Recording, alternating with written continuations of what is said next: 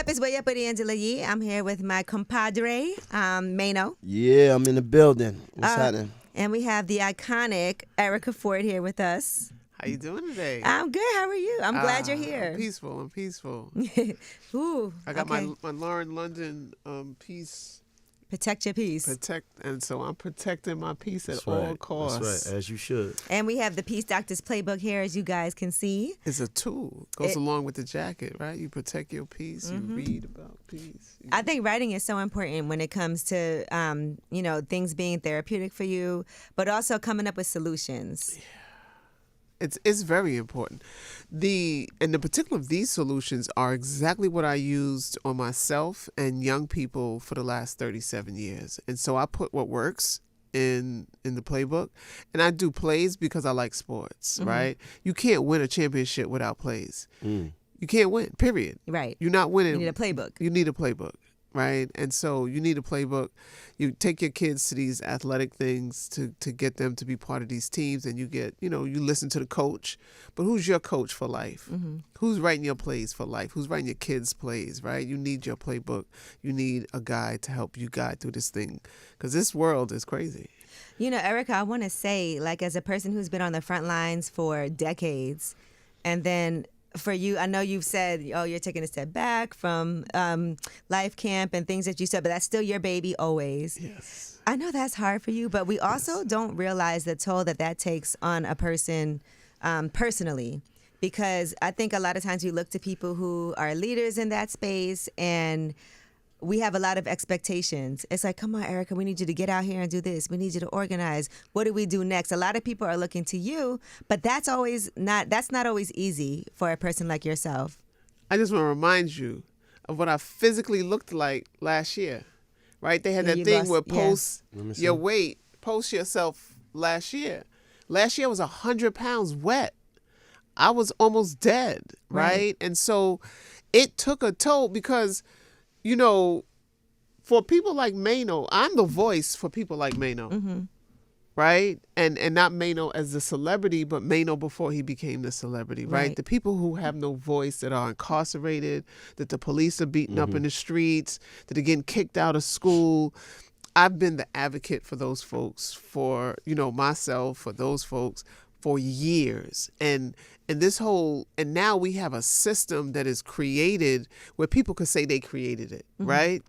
And the reason why I'm saying that is because the process to do that is not, if I say to Mano right now, like, all right, come inside this program and let's, I'm gonna help you, let's get off these streets, and I'm gonna, this is some good stuff, and you'll be able to turn your life around, or just, you're tired of going to jail and stuff like that. First, he probably would say, get the fuck out of my face. Right. Right. Young Mano would have, yeah. Not new Mano. But the young men, they don't see that far yet. Correct. So it's just like, correct. What you mean, come in, and my life is going to change? Like, what you mean? Like, it doesn't register with them yet. Exactly. So it's a lot of work. It takes hours to get a Mano to even walk in the building, much less get the services. And see, people don't see that. And they think that you could make miracles happen overnight. And it's not. Like I'm 37 years in this work, right? I'm going to be 60 this year. Wow. I'm going to be 60. That's a blessing. Right? That is a blessing on blessings. A lot of people we grew up with ain't here right Absolutely. now. They're not here right now.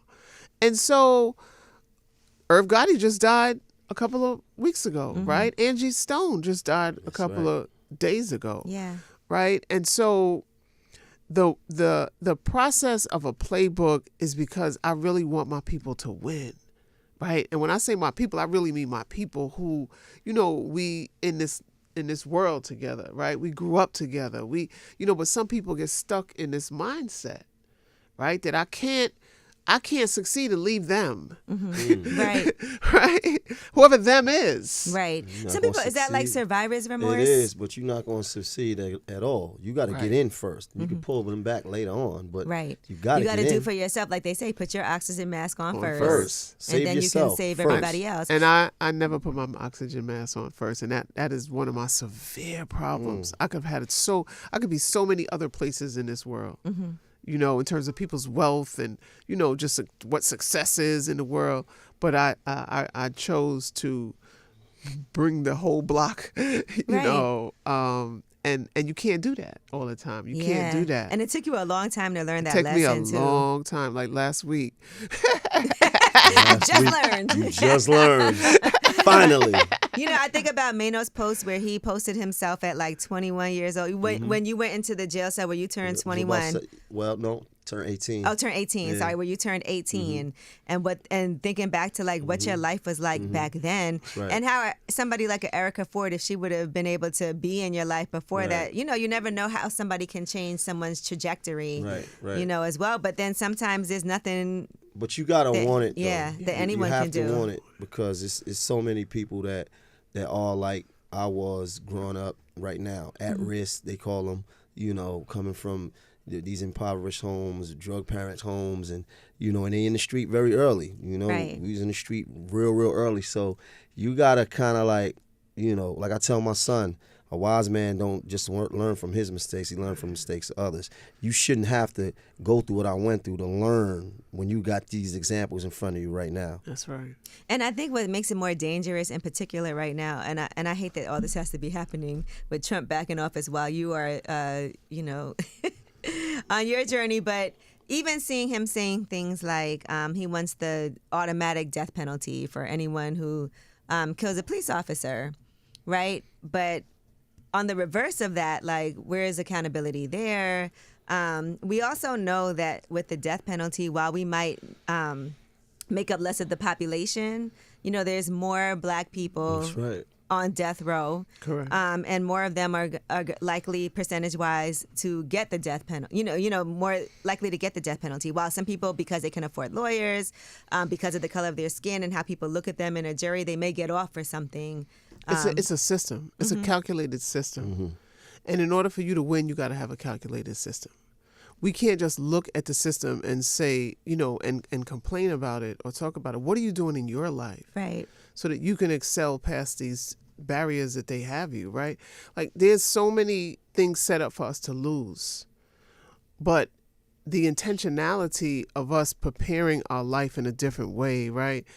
Mano is, and I'm just using your examples because you're sitting here, is able to raise his son differently than he was raised because he learned something. If Mano didn't apply those lessons to his son, then he would be a real asshole. Right? Yeah. And so he would be. He would be. If he didn't. Was like. Just another asshole. Goddamn asshole. Because, young asshole. Like, everybody wants better for they, like, absolutely. Nobody really want to. His son is amazing. Sometimes Mano's like, I can't believe that's my son. That's right. Yeah, he says that. But Mano is great. Yeah. Right? Mano is a great, no, even then. No, I'm kidding. He was just, you know, and because, and the reason why I can say that is because I work with so many Manos for years. And I'm not saying Mano he just happens to be sitting here and I'm just here. Use me as an example. He's a product, an example. But my programs, I started with Brothers in Jail. I started with Tupac, right? And our goal was to work with those young people that nobody else wanted to work with. Right. And those brothers were caught in a system in the street. They had lawyers that they were paying. They had accountants. They had, you know, all kind of people that they were paying to work, right? And that was a business. That was a well-oiled business. How was that working with Tupac? It was amazing. It was amazing because Tupac is a visionary, right? And he's got heart. He's real, you know, and he's loyal. And I like those kind of people. And, you know, I think that if a system wasn't intentionally designed to destroy him, he would, you know, have made even greater impact. But he's lit fire in a lot of people who are doing great things today. And so just like Nipsey, the marathon continues, right? And so their work is able to continue. But Tupac had a vision. And that vision is now throughout the United States, right? Because the New York City crisis management system, although a lot of people say that they started it, you know, it's something that started in my living room, the concept of it, right? The writing of it. And now we are able to pay a lot of men and women who come home from jail to work in the communities that they hustled in, that they helped destroy, that they help, paint a different image. And so, and then we also are there to co-produce public safety with the police. Like, you can't criminalize your way out of this. You can't lock your way out of this. We can't lock up young people because they don't have access to wealth, because they don't have access to the resource and the knowledge that they need to get out of this intentional trap. Right. This is an intentional trap.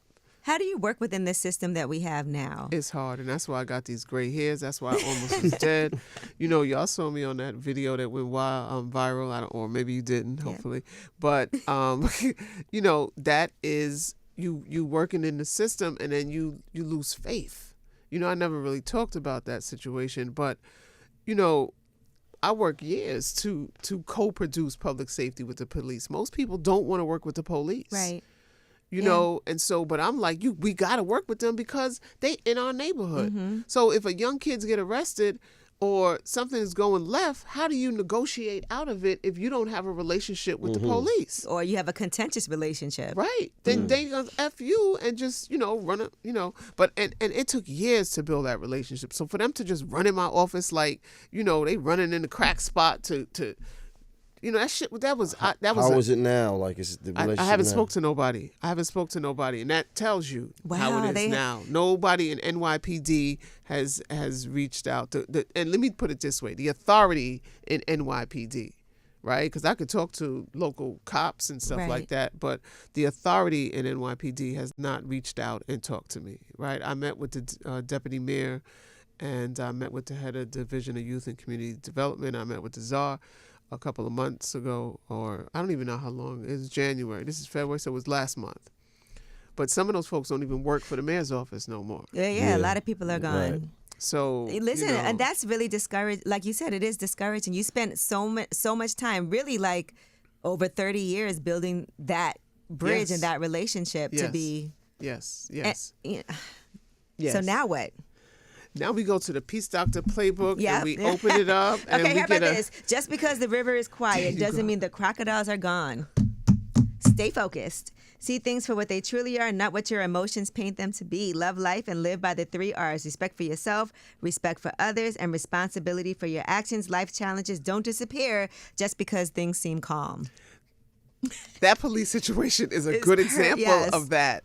But also in many ways, right? Because the reality of it is we're caught in a trap. And we cannot lose focus that we're in a trap. And so things might look calm, but stay focused and plan your life. And that's why I have the playbook. That's why, because young people, and that's for young people, like young people, and we go out there and we protest and we act like it's over and it's good. And then here comes another situation. And so, we can't lose track while things are quote unquote not in your face. Right. Right. And I've seen people on numerous occasions say that they don't feel like protests are effective. What's the point of them? What's getting done with that? We need to be more aggressive. It takes a lot of different things to make change. You can't just protest. Just like we say, you can't just arrest the way out of safety. You can't just do a protest. It has to be more. It has to be. Because how are we gaining economic wealth? How are we changing the conditions of you have to work with your son to see something different. You have to literally put in work. Right? Because the culture outside is stronger. And I know, because young people have there's so much negative culture everywhere you turn. And that's why I purposely wore Lauren London's jacket, right? Because peace is a lifestyle. It's a culture. She designed that? That's hers? This is her thing. Yeah, this is her thing. Take your peace. And it's a culture, right? And so we got to make that culture cool. We got to make it acceptable so that if I do walk up to a young kid, because now they 10 and 12 years old, right, and say come into this building, they're going to want to come into the building because it's cool in there, you know? Right. It's what's happening. It's what's popping. And that's why from years, you know, Mano's here, but Mano has been working with me and supporting me for years. For years. Santa Claus and all of the nine. You know, he's been coming out to Queens, the other part of the world, for years. God Brewer. Yeah. Pulling up. Now, listen, we do have a really interesting situation right now in New York City in particular. And I know you have relationships. You know, we have a mayoral election coming up. What are your thoughts about, there's a lot of people who have thrown their hat in the ring. Obviously now Andrew Cuomo, we knew he was going to announce that he was running. He has announced it. With everything that's going on, what do you tell people right now when it comes to this? And what are your personal thoughts on this election? I tell them that the greatness within them is divinely unshakable. No earthly force can destroy it. Prosperity is knocking at one of those candidates' doors. It's all they got to do is step aside and let it in. Right. They got to stay focused, never give up, and always believe in their power to achieve. See, all the candidates should get the Peace Doctor Playbook. Yep. And if they live by the Peace Doctor Playbook, they have the possibility to win, you know. But I think somebody said the other day, I got to weigh my choices. I saw somebody on the news. They said, I got to weigh my choices. I can't confirm or deny who I'm going for. There's a lot of candidates. I never understand why there's always so many candidates, but it's a democracy, right? And we have ranked choice voting, so you can put your top. So I definitely, there's a lot of my friends that are in the race. Yeah, that makes it tough, right? There's a lot they had like a town hall, and I moderated it with 7 of the candidates. And, you know, there's certain things you like about each one. Right. And there's certain things you don't like about, you know, some of them. So it is definitely a difficult time. And this is such a major election right now, I feel. Well, they all are. I think that I'm going to organize with my colleagues in the New York City crisis management and gun violence world, the peace movement in general, and sit down with all of the candidates, just like how you said you did an event, and see who's speaking to our issue, right? I used to just support people because they're my friend. You know, and because I like them or because it is, but now you gotta be real to the issue. It's too much, you know. You gotta be real to the issue. You gotta be real to what's happening, because I mean, and politics is crazy. It is. I am blackballed by a lot of people because of my political positions, because people are not. So if I say I'm supporting Mano, and Angela got the power, for example, she'll never have me on her show again, right? Right. Or she won't fund me. Like, I've literally seen people kill people and kill them like this. Blackball. They blackball them so they can't eat. They get stressed out. They have a heart attack, or they put so much pressure on them. Because I ran for office before. In What office did you run 2000, for? I ran for city council. That was when the planes, you know, when they had 9/11, literally that day. Was the election day. And so, you know, we couldn't campaign after that because it was 9/11. And so the people who were in the system won. But they tormented people's lives who supported me. And, you know, I've seen the inside of this. A lot of people don't speak to me. They act like they're my friends, but they talk about me behind my back. They think I don't know. They block the work that I'm doing, and the work that I'm doing is saving people's lives. So how do you block that work, right? And they do it because I didn't support them as a candidate, right? And so I've learned to not say who I'm supporting until I'm really supporting somebody, and I'm supporting them because of this. Right now, I really haven't looked through the race because I know all of those folks, right? I know all of those folks. I don't know which one would be the best mayor right now because I really haven't looked in depth to it, but I am. Well, you know what I would tell them? Don't try to get over. Operate with integrity always. This is from the Peace Doctor's Playbook. That is. Integrity means doing the right thing even when it's difficult. Choose honesty and hard work over shortcuts or unethical behavior. Trying to get over or take shortcuts may offer temporary gains, but it undermines trust and long-term success. That's right. There it is. There it is. Integrity, baby. Yeah, that's what I'm saying. It may be a longer road to travel, but, you know, whenever you try to do something quick and get over, it never ends well in the long run. You might have a little time with it. Right. You might have a nice But, little quick run. yeah, How but- do you feel now, having made these decisions to take more control of your own personal space and well-being?